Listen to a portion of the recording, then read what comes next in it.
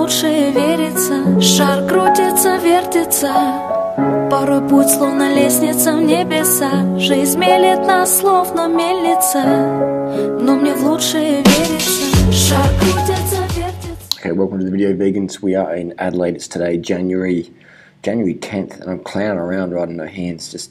We're just seeing Team Katusha, and we're going to jump on the back and just cruise around. And I'm not sure what I'm doing here, just playing around. We're with Charlie and Dan, and we turn up the gas a bit, get back on the train. So this is Woodlands Hill. It's about 10-11% gradient, very, very steep climb, good climb. So we're doing some recon for stage 4, the Tour Down Under, the Booper stage in 2018 2018 Tour Down Under.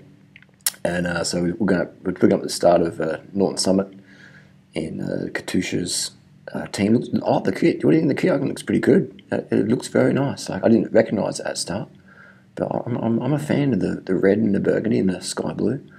It looks pretty good. And here we have the Canyon bikes there. We have a mix of the Ultimates and the Air Road direct mount brakes and standard brakes, but no disc brakes. I'm not a fan of disc brakes myself. For climbing, for downhills, they're great, but I can't see disc brakes becoming the norm in the peloton unless the industry demands it. The riders don't want disc brakes. The industry probably would demand it because it's something they can sell. I'm all a fan for bikes, but owning disc brake bikes, I don't think they're good for racing. Mountain bikes for sure, but for road, I think it's overkill personally.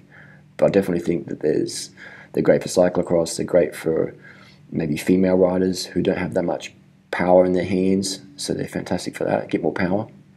But if you want every second counts up a hill, I don't rate disc brakes personally, and that's after riding them for a couple of years. But I think they're fantastic on the downhills. Anyway, let's get back to today's topic, and this is training Team Katusha, friendly bunch of guys, and the vibe was really positive.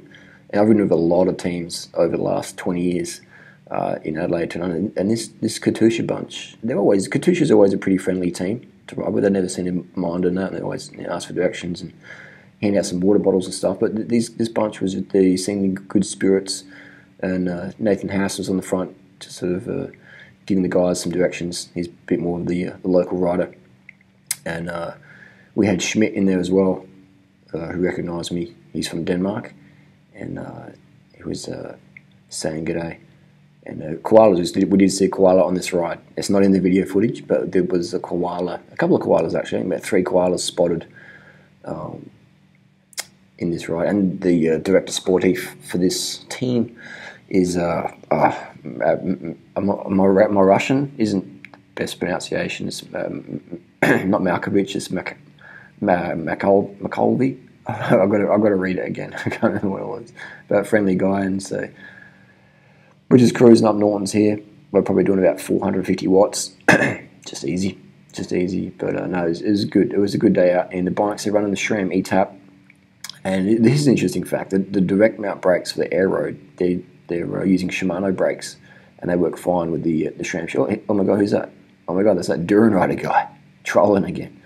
So they're running the Air Road with a Shimano direct mount brake. SRAM doesn't have a direct mount brake yet. This is quite interesting. It won't be too long before they get one, I guess. But the SRAM E-Tap, I've got it myself. I do rate it. I do like the E-Tap. I am a fan. At first, I was a bit sceptical of the battery life, but it's fine. I like the fact that you can switch out the battery's front and rear derailleur. If you do run short, you can jump on your rear derailleur. So that's pretty cool. And so I've got Norton Summit here. I've just gotten back from Sydney last night. It's my first sort of ride for a bit.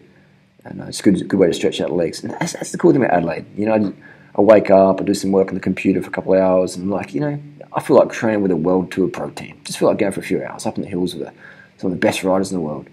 And so I just ride down to Kensington Road and then bang, And there's always teams coming up Kensington Road or Gorge Road. Just pick a team and then jump on the back and keep out of mischief. You're good to go. Give them some directions if they ask for assistance on any corners. And it was good that guys asked me which way to go, so I just gave them a few tips here and there.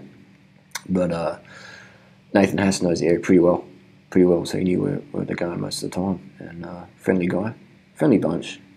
And today we're filming is Charlie. Charlie's over from UK, from London, and he's came down to Adelaide for my recommendations, and he's loving life. He's already ridden with Peter Sagan and all the other lad teams and stuff, and he's only 19. and he's filming this. He's a gun as well. He's beaten my time up Cherryville already, and we'll put up an interview video for him very soon, just for people wanting to come to Adelaide, not too sure what to do. Then Charlie's only 19, came all the way from London, bought his bike, didn't know anyone, didn't know me, didn't know anyone, and he just sort of tracked us all down, joined a Facebook group, and the rest is history.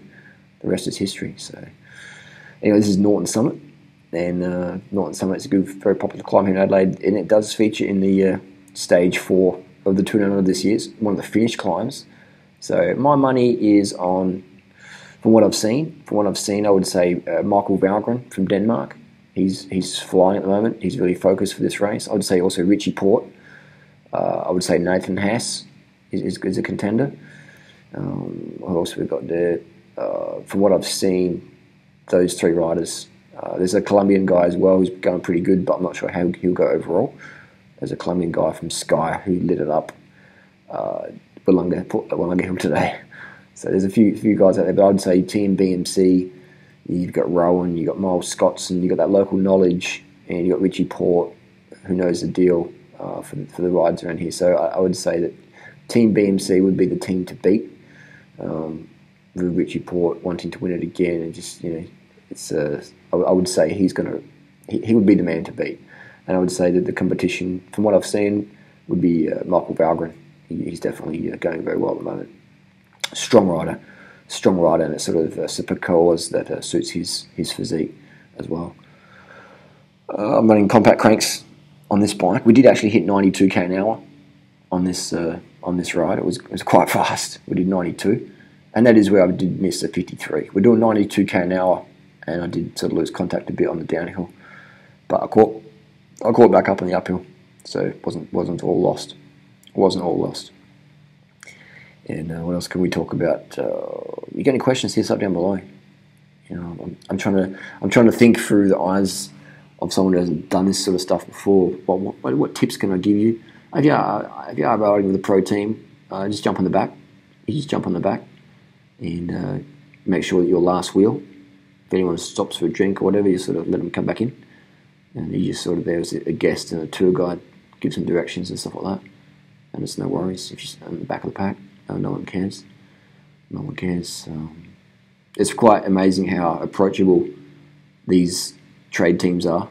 The internationals are very approachable. You get a couple of NRS teams who aren't even that good, but whose head is bigger than their rear wheel, and that they can get quite snobby sort of thing if they know who you are, blah blah blah. But no, the pro riders, I generally find them very, very friendly. I've probably ridden with over 1,000 riders in the last 20 years, and they're all pretty down to earth. Unless you get a bit dehydrated. But no, it's pretty good. What else can we talk about? Tour Down Under is going to be good. I'm already saying, I'm repeating myself. Adelaide is just fucking good, man. Seriously, come to fucking Adelaide. Let's get back to my default message. Come back to Adelaide, and not come back, but come to Adelaide, man. I mean, if you left Adelaide, come back for sure. But just bring your eastern suburbs of Adelaide, the best place in the world to live. If you want to be as fit as fuck, if you want to be your fittest ever self, if you want to be your leanest ever self, then definitely come back to Adelaide, or come to Adelaide. It's a place that really, really, really, really, really supports high level fitness. Even Tori's been away for a couple of weeks. She's like, I don't feel as fit as I used to. Just 3 weeks away from Adelaide, Tori's already hating it. And look at all the people who are in Adelaide over the years from old YouTube videos, how lean the girls got, how fit the guys got. It's just where it's at, man. It's just where it's at. Adelaide, you got fit and you got Adelaide fit. It's just fuck. Even in the Nationals, just in the weekend, top 3 riders have been training in Adelaide last few months. So it speaks volumes. Speaks volumes, man. Adelaide is just insane. Adelaide produces more top-level cyclists than any city on the planet. Adelaide produces more World Tour cyclists than any city on the planet. So yeah, come down to Adelaide. January is the best time to be here. If you're not already in Adelaide, you better fucking come down.